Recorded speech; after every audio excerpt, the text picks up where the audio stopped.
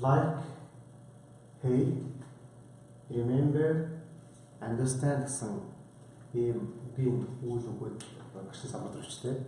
Энэ одоо ямар очиртай үйл өгөө гэхээр өмнөх шилээр бид present continuous tense-ийг үтсэн байж байгаа. За одоо present continuous tense маань одоо үргэлжилж байгаа цаг гэсэн ийм нэртэй цаг байгаа.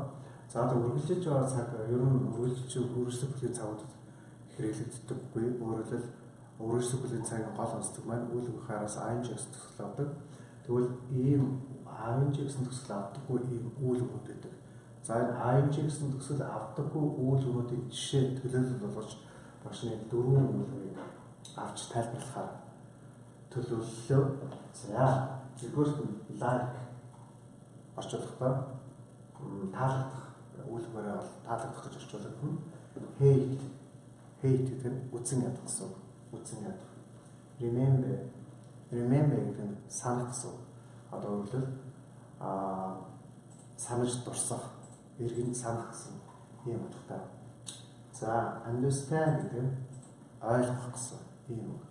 За энэ дөрвөн үйл өгөөс ing гэсэн ийм төсөл үүсгэж энэ төсөл энэ дөрвөн үйл өгөөс буюу одоо төлөөлөл болгож тэр дөрвөн үйл үг зааж байна. Олон үйл өгөөдөг энэ бас та бүхэн бусад үйл өгөөдийн эндээс хайгаад интернетээс ирээд олоод хүмүүсээс асуугаад ингэж өөрийнхөө үйл өгсөн чагсаалтанд хүнэх ийм боломж байгаа. За тэгвэл ing гэсэн үйл өгөө ing гэсэн төсөл авдаггүй юм бол одоо ямар тохиолдолд яаж хэрэглэж ямар утгаар илэрхийлдэг вэ гэдэг ийм асуулт гарч иж байгаа. Жишээлбэл одоо чамд энэ бүс таалагдж байна уу гэж асуусан. Чамд энэ бүс таалагдж байна уу гэж асуусан асуулт байна. Одоо үргэлж байгаа цаг утгаар илэрхийлж байгаа. Жишээлбэл do you like this ring? Do you like this ring? Чамд энэ бүс таалагдж байна. Таалагдж байна уу? Орчуулга J байна уу? Орчуулга нь одоо үргэлж цаг байна. Утгаас одоо үргэлж байгаа цаг боловч like гэсэн үг орсон учраас нэг хэлбэрийн хувьд жирийн одоо цагаар хэлж байгаа. Жирийн одоо цагаар ашиглаж байгаа гэж ингэж ойлгож байна. За би надад энэ бүс таалагдж байна гэж хэлвэл I like this ring. За яг юу гэж хэлж болохгүй гэхээр энэ like гэдэг үгээс ing авч болохгүй гэсэн. Өөрөөр хэлбэл энэ ч одоо үргэлж цагийн утгаар илэрхийлж байна. Тийм учраас одоо үргэлж цагийн хэлбэр томьёог ашиглаж хийнэ гэж бодоод are you liking гэж хэлээд энэ буруу болчихж байгаа. Өөрөөр хэлбэл like гэдэг үгний араас ing-с алахгүй гэсэн. За тэгвэл одоо бусад одоо бичигдсэн гурван үйл үг нь бас like-тай адилхан үйл үгээс нөгөө хойноос ing-с алгадаггүй ийм үг учраас ийм бүлэг үгнүүд байдаг юм байна. Эдгээр цэеш нь тогтох шаардлагатай юм байна. Хэрвээ ийм үйл үгээс ing гэсэн үйл үгийн эдгээр үйл үгнүүдээс ing гэсэн төсөл залгадаггүй ийм үгнүүд байх юм бол хэлбэрийн хувьд simple үгийн цагуудаар хэрэглэв. Өөрөөр хэлбэл одоо бид нар жирийн одоо цаг үзсэн байж байгаа. Өмнөх хичээлээр үргэлжилж байгаа цагийг заасан, present continuous-ыг заасан. Тэгэхээр одоо та энэ бүчэд таалагдж байна уу? Энэ бүч тань таалагдж байна уу гэвэл нь хэлбэрийн хувьд жирийн одоо цаг боловч үргэлжилж байгаа одоо орчуулга болон утгын хувьд энэ бол одоо үргэлж цагаар хэлэгдэж байна гэдэг анхаарал ойлгоод байгаарай. За би чамайг үзэн ядч байна. Одоо яг одоо тухайн ямар нэг үзэн ядч байгаа ямар нэг одоо төгөөцсөн уулсан сэтгэлээр илэрхийлж байгаа. I hate you. I hate you. За түүнээс биш I am hating you гэж одоо үргэлж цагийн югаар бүтцээр одоо үргэлж цагийн томьёогоор хэлж болохгүй гэдгийг багш нь яг одоо та бүхэн сануулж байна. I hate you. Би чамайг үзэн ядч байна гэж. За remember гэж. Remember буюу одоо санах. Чи одоо тэр өдрийг санаж байна уу гэж хэлж байна. Чи тэр өдрийг санаж байна уу гэж хэлвэл do you remember тэр өдөр that day. За энэ үгээр орчуулбал чи тэр өдрийг санаж байна уу гэж хэлж байна. Санаж байна уу? Өчиг байна. Present continuous tense орчуулсан. За мөн бас do you remember that day чи тэр өдрийг сандаг уу гэсэн утгаар бас хэрэглэж байна.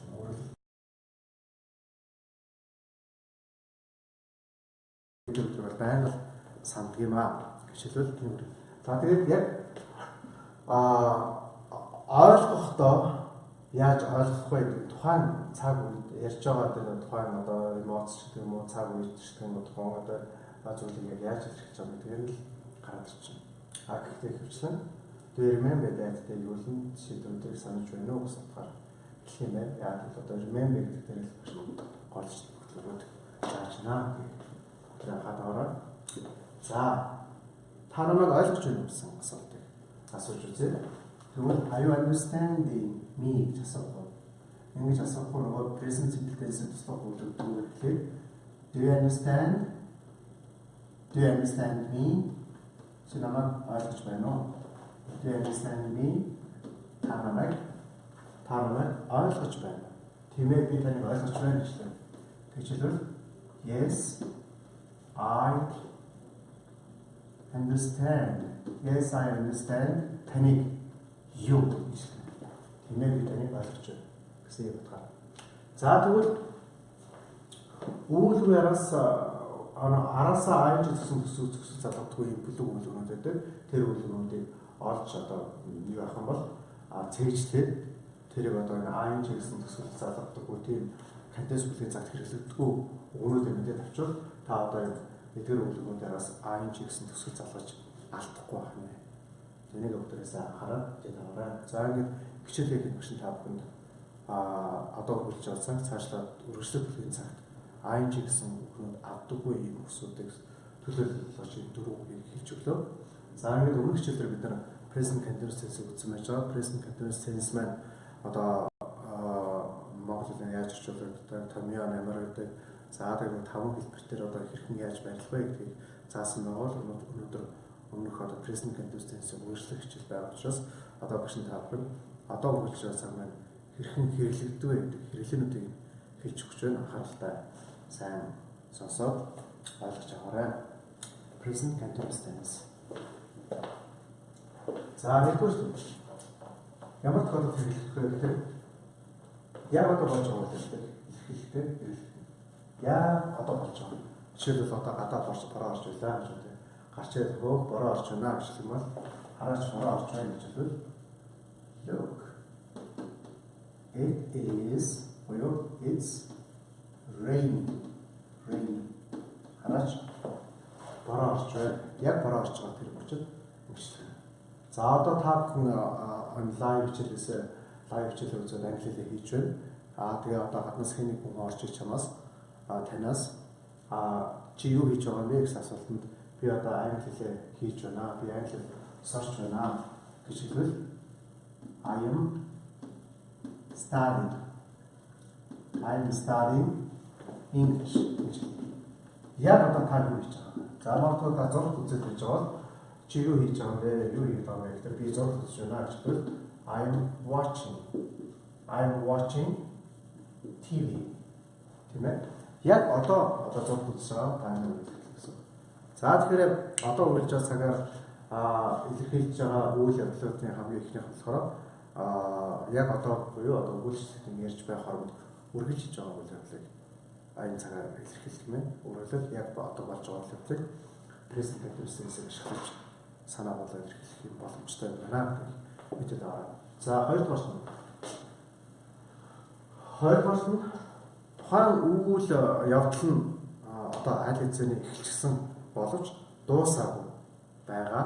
Тэгвэл тэр яг одоо өгүүлэгчдээр ярьж байгаа энэ хүчил буюу яг одоо хийгээгүй хэдиж одоо тэр тухайн үйл нь эхэлчихсэн дуусаагүй байгаа гэсэн юм санааг илэрхийлэхдээ одоо үргэлж цагийг илэрхийлдэг. Жишээлбэл одоо хин нэг хүн нэг ном уншаад эхэлчихсэн. Гэхдээ тэр номоо уншиж дуусгаагүй Үүнийг одоо мэдээлэл болгож хэлэхдээ би одоо ийм ном уншиж байгаа. Би ном уншиж байгаа гэж хэлвэл I'm reading. I'm reading. Энэ номыг уншиж байгаа гэхэл I'm reading this book.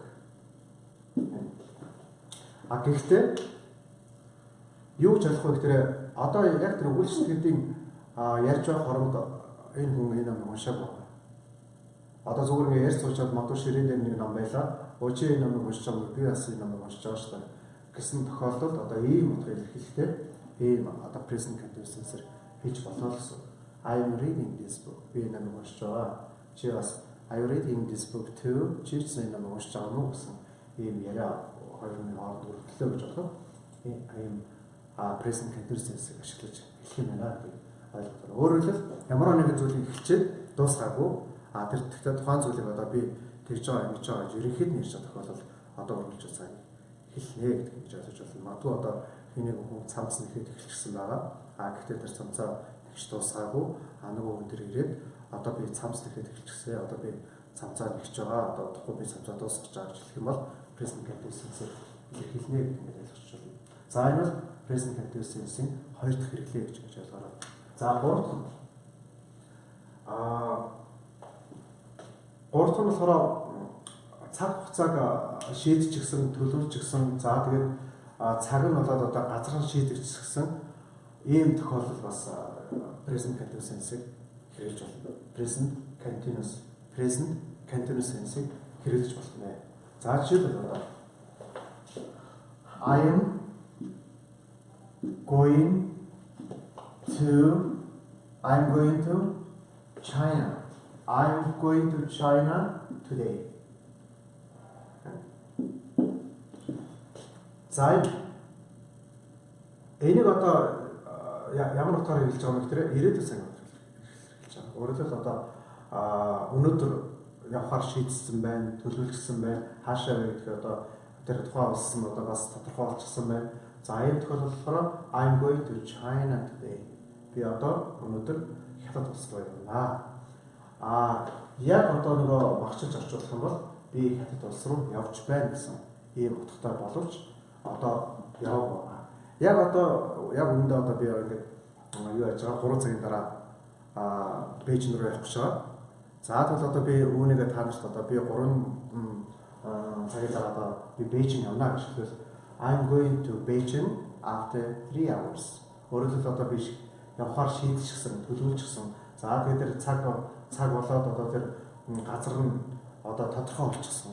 Ийм тохиолдолд энэ одоо үргэлжлэж байгаа цаг буюу present continuous tense-ийг ирээдүйн гэсэн утгаар хэрэгжиж болдог. За энэ бүдэрээс дахин үзээд сайн ойлгож авах хичээгээрэй. Ерөөсөө л одоо яг махчилж хар хонор ойлгол явж л байгаа байхгүй. Одоо өөрөлд бүх юм шийдэгдчихсэн, билетээ авчихсан, төлөвлөжчихсэн. Одоо ингээд өнөөдөр ингээд нисгээр одоо ингээд юу яаж байгаа хичээлээ зааж дуусчаа шууд одоо хятад явахаар ингээд бүх юм шийдэгдчихсэн, төлөвлөжчихсэн. Одоо тэр цаг хугацаа болоод газар нь тодорхой болчихсон юм тохиолдолд одоо бараг одоо би явж гинэ л хэлчихнэ гэсэн утгаар хүлээгээд авчаарай. За ингээд урд хот нь болохоор одоо үргэлж цаг маань бас ирээдүйн утгыг илэрхийлэх юм байна гэдэг бидэд аваарай.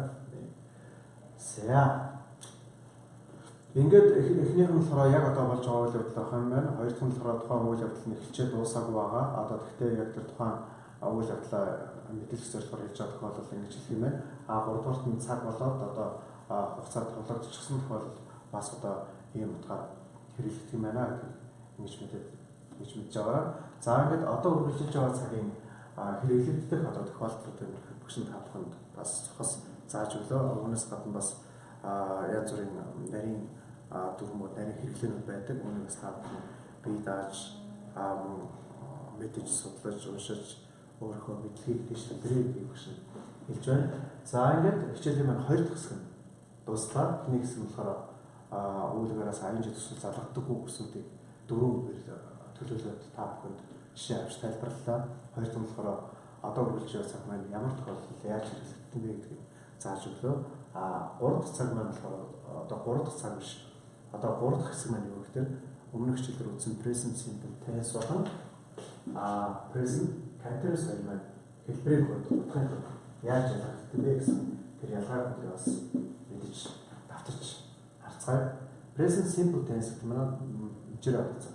За мөн бас нэг авцсан үзсэн энэ маань present continuous байна. Present continuous. За present simple tense-ийн яг гол үүсгдэг цөм бүтсэн болохоор subject plus verb s. За present continuous tense-ийг үүсгэж байгаа гол цөм бүтсэн маань юу гэхээр am, is, are plus verb ing. Өөрөлд түүхийг одоо цагтээ үүлгүүний араас ing гэсэн төсөл залгаж энэ юу маань цаг өнгөрч байгаа. Үүлгээс нараас шууд үүлгүүн s-тэй болон s-гүйгээр орж иж жирээр цаг үүсэж байгаа гэсэн ийм хоёр ялгаа. Тэгэхээр present simple past, present simple, present continuous хоёр маань юугаар хэрхэн яаж хэлдэг байгаа юм бэ? Харцгаая. Хоёулаа одсон байна. Нэг нь simple, нөгөөх нь continuous. За тэгэхээр ялгаа нь юу гэхээр одоо цагт байнга татварчид үйл явдлыг жир одоо сар хэлдэг. Тэр өндөг иддэг. Тэр өндөг иддэг гэж хэлвэл he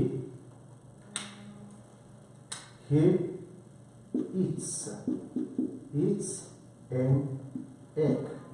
Орчуулгатаа иддэг гэж байна. Байнга татварчид одоо өглөө болгон тэр өндөг иддэг. Эсвэл одоо 7 хоног болгон өндөг иддэг. He eats an egg. За тэгвэл энэ present simple tense, present continuous tense рүү шилжүүлвэл одоо энэ дөрмийн дагуу am, is, are гэж сонгогдох ёстой. Яг үгээр энэ биеэр хүрдэг учраас. Is нь 3 дугаар биеийн ганц тоо байгаа. Ганц тоо учраас he-ийг авч байгаа. He is eating. Яг л үйл үг хойноос зав ing гэсэн авах ёстой. He is eating an egg. За энэ орчуулбал тэр өндөг идэж байна. Яг одоо өндөг идэж байна гэсэн санаар англи хэлнээр ийм томьёогоор буюу ийм үлгэн бүтцээр ийм санаагаар хэлдэг байна. He is eating an egg. За мөн асуулт нь үүсэж та юу хийдэг вэ? Та юу хийдэг вэ гэвэл what do you do? What do you do? Тэгмээ та юу хийдэг? За тэгвэл та юу хийж байгаа юм гэсэн. Та юу хийж байгаа вэ? What are you doing? What are you doing? Та юу хийж байгаа вэ? За тэгвэл нөгөө am, is, are, verb ing гэсэн томьёогоор үүссэн байна. Утгын болохоор яг одоо байнга давтагддаг зүйлийн тухай яг юу хийдэг тухайг асуух нь present simple tense-ээр хэлэх юм байна. Яг юу хийж байгаа? Одоо яг юу хийж байгаа? Энэ хүчтэй юу хийж байгааг асуух нь present continuous tense-ээр хэлэх юм байна. Илэрхийлж байгаа өгүүлбэрийн тэр утга болоод хэлбэр нь болохоор ингэж хоорондоо ингэж ялгагдчих байна. За тэгэхээр present simple, present continuous хоёрын ялгааг батлах хэлбэр болон асуух хэлбэр дээр очно гэдэг бас цохос ингэж хэлж өглөө. Ингээд өнөөдөр хичээл маань яг одоо төлөвлөсөн хичээл маань энэ үрээд өндөрлөж байна. Ингээд уламжлалсараа асуулт хариултын хэсэг рүү шилжээ. Та бүхэн жирийн одоо цагаас мөн одоо үргэлж байгаа цагаас мөн өмнө заагдсан хичээлүүдээс өөрийнхөө асуух хүссэн асуулт болгоо илгээж явуулж болно. Тэр болгоомж шинэ хариулж өгье.